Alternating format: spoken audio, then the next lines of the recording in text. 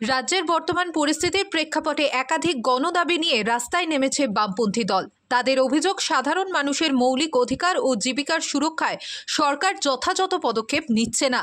এই পরিস্থিতিতে 18 দফার দাবিকে সামনে রেখে রাজপথে জোরালো প্রতিবাদ জানানো হয়। গত মে মাসে আমাদের পার্টির ন্যাশনাল কাউন্সিল মিটিং হয় দিল্লিতে, 9 থেকে 11 মে পর্যন্ত।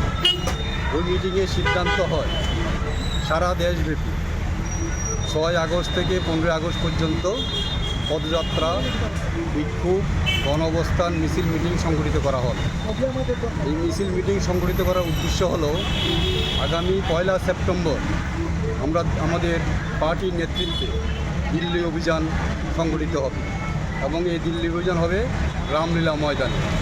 পাশাপাশি আমরা লক্ষ্য করেছি আমেরিকা এবং ইসরায়েল গত কয়েক মাস ধরে ইরানের উপর আক্রমণ সংগঠিত করেছে যৌথভাবে, এবং এই আক্রমণের ফলে ইরানের যে ধর্মীয় প্রধান আয়াতুল্লাহ খামেনিকে হত্যা করা হয়েছে।